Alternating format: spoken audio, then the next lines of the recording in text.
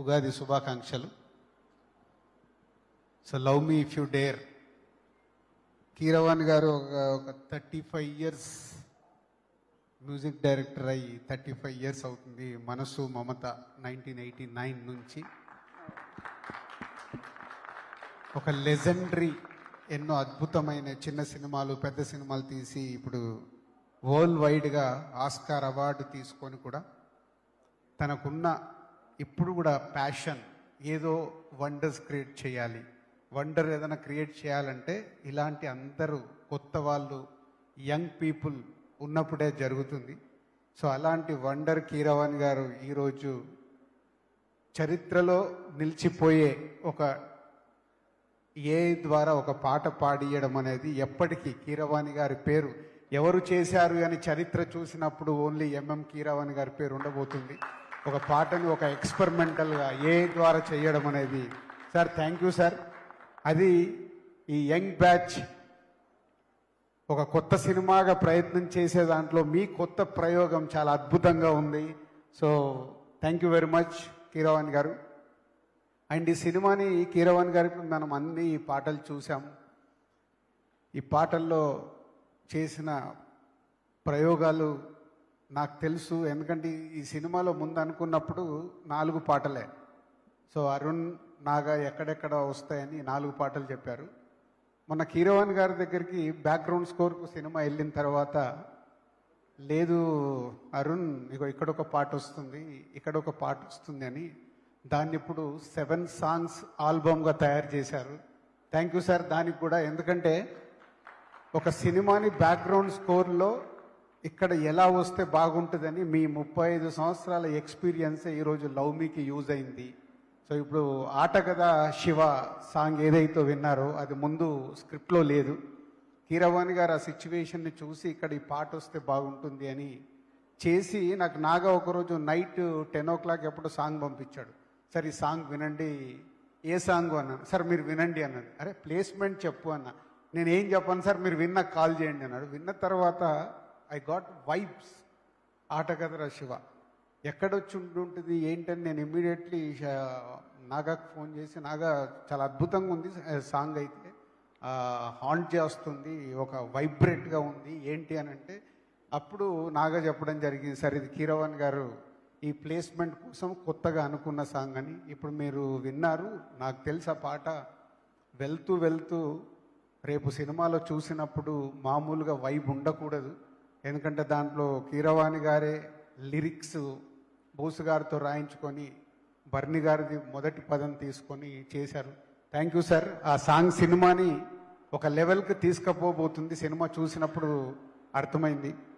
అలాగే ఇంకొక సాంగ్ ఇందాక కొత్తగా అని ఒక పాట ఏదైతే విన్నామో కీరవాణి గారే నాకు ఫోన్ చేశారు, ఒకసారి స్టూడియోకి రండి అని.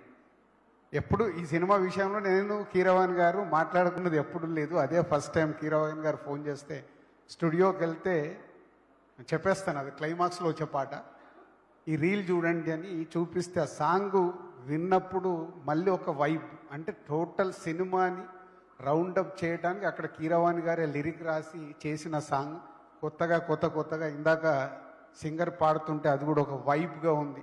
Thank you sir. ఈ సినిమాని మీరు ఎంత ఓన్గా చేసుకొని ఆ పిల్లలకి, నాగాకి, అండ్ అరుణ్, హర్షిత్, అన్సిత అందరికీ మీరు ఒక న్యూ జనరేషన్కి బేబీ స్టెప్స్ చేస్తున్న వాళ్ళకి మీరు వెనకాల ఉండి ఈ సినిమాని నెక్స్ట్ లెవెల్కి తీసుకెళ్ళడానికి ప్రయత్నం చేస్తున్నారు.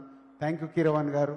సో మా జర్నీలో ఒకే ఒక సినిమా చేశాం 54 సినిమాలో, కానీ వాళ్ళకి ఆ సెకండ్ సినిమానే కీరవాణి గారితో పీసీ గారు లాంటి గారితో వర్క్ చేసే అవకాశం రావడం, బేబీ స్టెప్స్ వేస్తున్న యంగ్ బ్యాచ్కి ఆల్ ది బెస్ట్.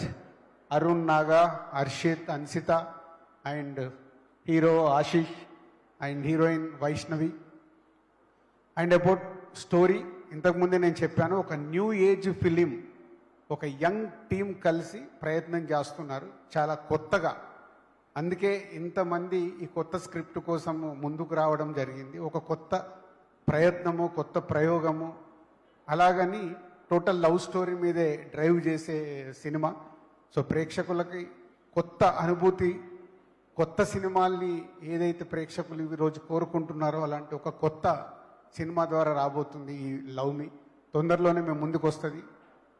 మోషన్ పోస్టర్కి వచ్చిన అప్లాజ్ కానీ, టీజర్కి వచ్చిన అప్లాజ్ కానీ, రావాలిరా రావాలిరా అనే సాంగ్కి వచ్చిన అప్లాజ్, ఆల్ పాజిటివ్ వైబ్స్తోని ప్రేక్షకుల దగ్గర నుంచి పాజిటివ్ వైబ్స్ వస్తున్నాయి అన్ని. అలాగే ఈరోజు ఆఫ్టర్ 10 years, ఒక డెకేడ్ తర్వాత మళ్ళీ ఒక ఆడియో ఈవెంట్ చేసుకోవడం. అంటే ఆడియో ఈవెంట్ అనేది ఎప్పుడో మర్చిపోయి ఒక్కొక్క సింగిల్ సాంగ్స్ అలా అలా వదులుతూ వెళ్తున్న ఈ రోజుల్లో లేదు, మళ్ళీ ఒక ఆడియో ఈవెంట్ జరగాలి, అన్ని పాటల్ని ఒకటేసారి ప్రేక్షకులకు వినిపిస్తే బాగుంటుంది, ఇదొక ప్రయోగం చేద్దామని కీరవాణి గారు, నాగా అండ్ అరుణ్ అనుకొని నాతో కూడా షేర్ చేయించినప్పుడు బాగుంది, ప్రయత్నం చేయండి అని చెప్పాను.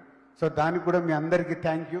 మళ్ళీ ఆడియో ఇలాంటిది నిజంగా ఇది ఇప్పుడు సక్సెస్ఫుల్గా 6 పాటల్లో ప్రేక్షకులకు 7 పాటల్లో ఎన్ని నచ్చినాయని రేపటి నుంచి మనకు అర్థమవుద్ది. ఒక్కసారి విన్నప్పుడు న్యాచురల్గా 7 పాటలు వింటాం, 2, 3, 4 నచ్చేస్తాయి. నచ్చిన పాటల గురించి మాట్లాడతాం, ఇది బాగుంది ఇది బాగుంది ఇది బాగుంది, అవే వింటూ ఉంటాం. సో ఇదొక పాత రోజుల్లో ఉన్నది, ఇప్పుడు కొత్త జనరేషన్కి మళ్ళీ ఒక న్యూ ట్రెండ్ అవ్వాలి. So will wait and watch. ఇంకొక 1 weekలో ఈ ఆడియోని ఎలా ప్రేక్షకులు వినబోతున్నారు ఏంటి అనేది మనకు అర్థమవుద్ది. So thank you all and love మీ టీమ్ అందరికీ అడ్వాన్స్ విషెస్. సో మీ సినిమా రిలీజ్ రోజు ఇందాక అరుణ్ అన్నట్టు ఆనంద బాష్పాలు అందరి కళ్ళల్లో రావాలి. దానికి ప్రేక్షకులు ఒక కొత్త సినిమాని ఆదరిస్తారు. కొత్తగా మీరు చేసిన ప్రయత్నం ప్రేక్షకులకు రీచ్ అవుతుందని నమ్ముతున్నాము. So all the best old team.